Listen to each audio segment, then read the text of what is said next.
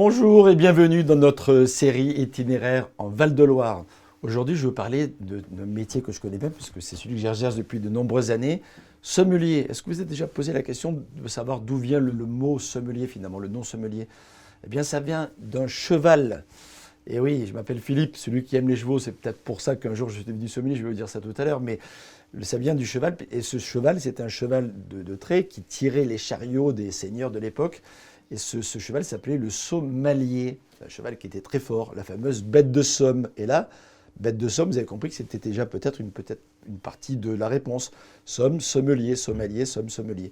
Et effectivement, c'est lui qui avait la charge, au sens propre comme au sens figuré, finalement, à la fois des vivres et également des meubles des seigneurs de l'époque. Ensuite, on l'appelait l'échanson, celui qui était responsable effectivement plutôt de la partie des vins et qui transportait en tonneau notamment et qui mettait ensuite en carafe ou en broc le vin pour qu'on puisse le déguster avant que le vin soit mis en bouteille. Mais ça, c'est un peu plus loin dans l'histoire.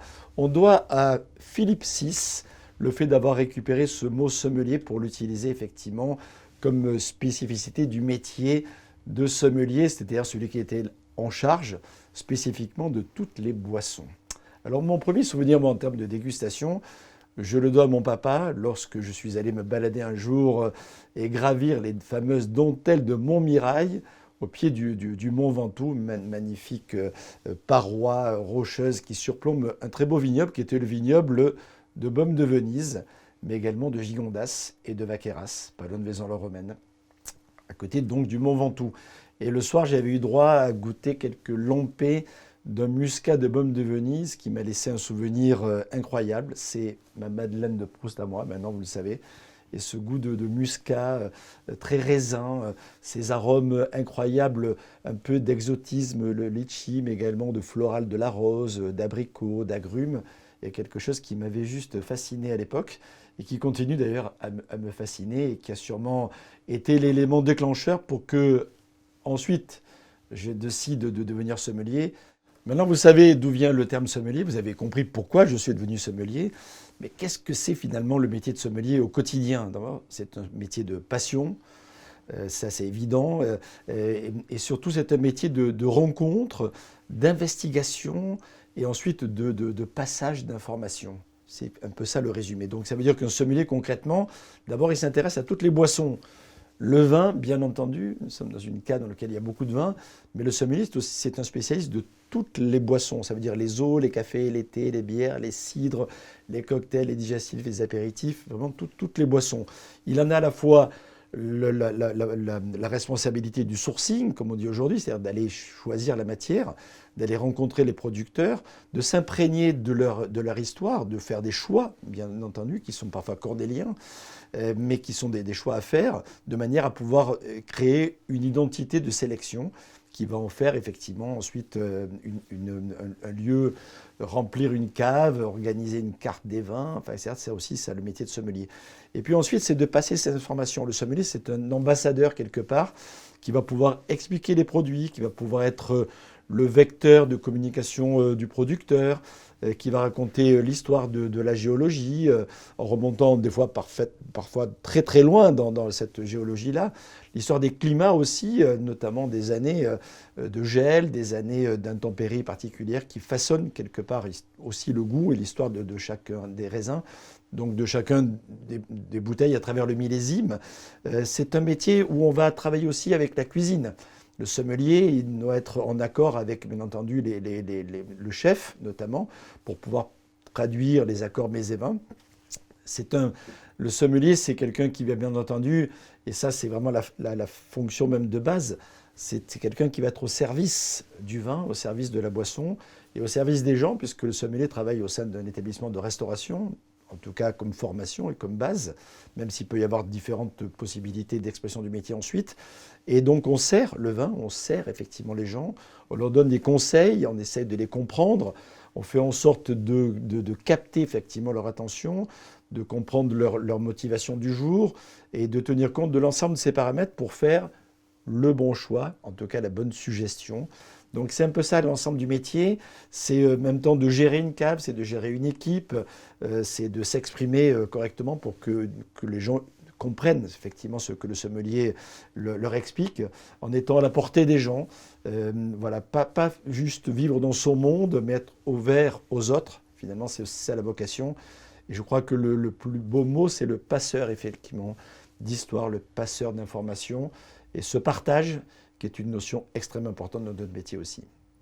Alors, dans la vie d'un sommelier, il y a bien sûr une formation, et elle est dispensée sous deux formes, le brevet professionnel ou la mention complémentaire en sommellerie, qui sont deux formations, effectivement, qui sont la base, quelque part, du départ.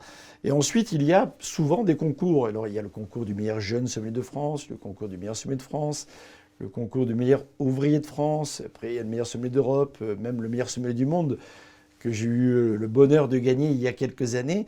Et finalement, chacun des concours est organisé sous le même schéma. Il y a à la fois des épreuves écrites, de culture générale, liées au monde de la gastronomie et bien entendu du vin.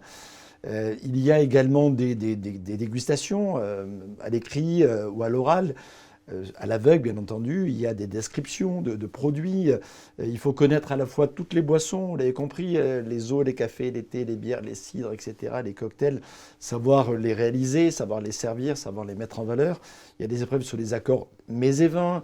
Il y a des épreuves de management, des épreuves de gestion. C'est vraiment extrêmement complet.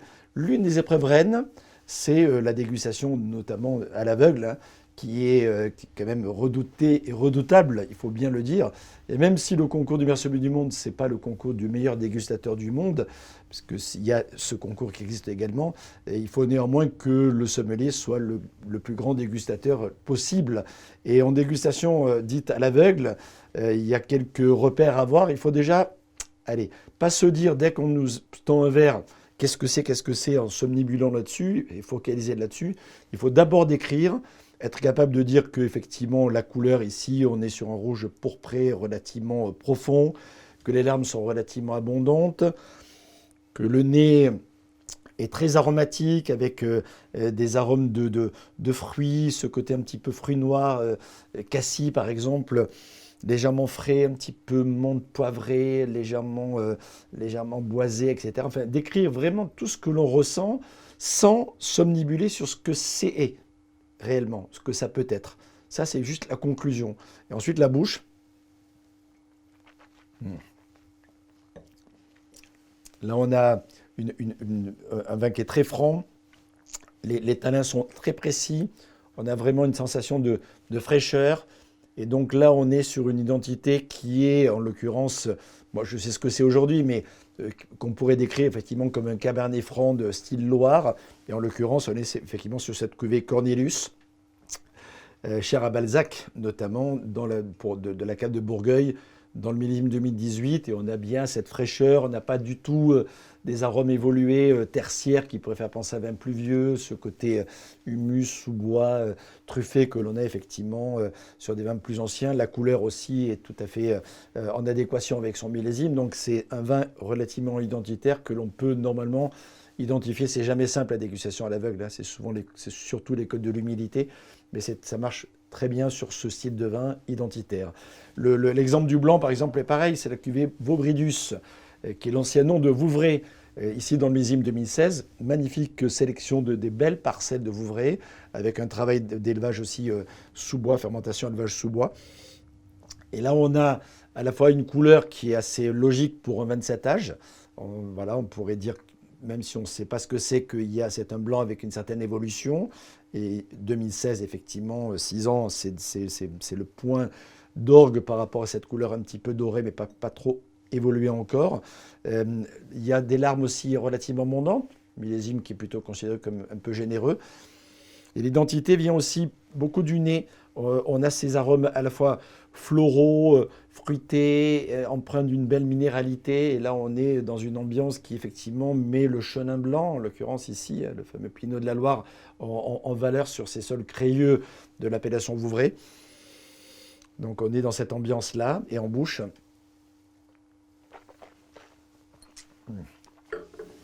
on a beaucoup de franchise gourmande, un petit peu de rondeur au départ. Et derrière, elle est la signature de Monsieur Chenin qui est là, le Chenin, comme on dit localement parlant, avec effectivement une très jolie longueur, une salinité, une fraîcheur. qui donne effectivement du relief et qui apporte effectivement cette identité au vin. Sur ces 2 vins-là, par exemple, dans les concours de sommelier, on a un repère. Donc on a des facilités, j'allais dire, à trouver les origines. C'est pas toujours le cas, c'est pas toujours aussi simple, mais c'est aussi à ça qu'on voit la dimension particulière de ces concours. Depuis un certain nombre d'années, j'accompagne 6 caves de la Loire dans la quête de la mise en valeur de terroirs identitaires.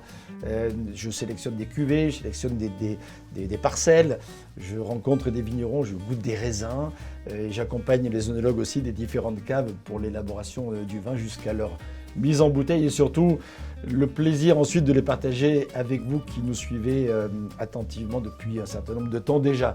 Par exemple avec les vignerons de la Noël ici en Muscadet, ce fameux cru Clisson, magnifique de granit extrêmement parlant, avec la cave Robert et Marcel dans le Saumurois, ce crémant de Loire magnifique, la cuvée Impetus par exemple, un très joli Saumur Champigny du château de Belley, ou encore la cuvée Cornelius de la cave de Bourgueil, avec un des crus identitaires aussi de la Loire, c'est Chinon, très très connu, ce vin de Chinon sur la Vienne. Et là, c'est le vignoble de Paradis, avec le cru La Lizardière par exemple, qui met en valeur sur ces terroirs magiques de cette ville symbolique, de très jolis vins rouges notamment. La cave de Vouvray, très très belle cave, identitaire aussi de ce terroir particulier de Vouvray à côté de Tours, avec la cuvée de Champcenny et également la cuvée Vaubridus, qui est une magnifique sélection de parcelles avec un vieillissement particulier. La cave de Vendôme, petit vignoble tout à fait original dans la partie nord du Val-de-Loire, avec cette cuvée grillée d'Aunis, élaborée à partir du Pinot d'Aunis, cépage identitaire s'il en est de cette belle petite appellation. Et enfin en Touraine, avec ce cru Chenonceau, Touraine-Chenonceau, dans lequel on a des sauvignons juste magnifiques qui voient le Cher, et également, pour terminer, cette cuvée La Dilecta, issue de très jolies vignes également de Sauvignon, dans leur belle maturité. La plus belle pour terminer, et la prochaine fois, j'espère, pour d'autres aventures.